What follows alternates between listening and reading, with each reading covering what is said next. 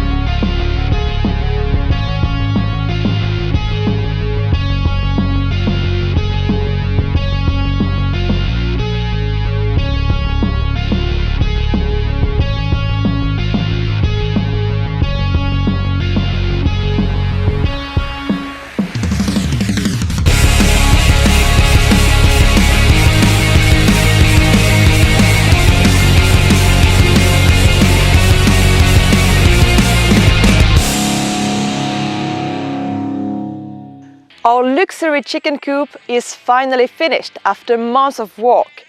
We still have to finish the fence to be able to welcome chickens and enjoy their fresh eggs.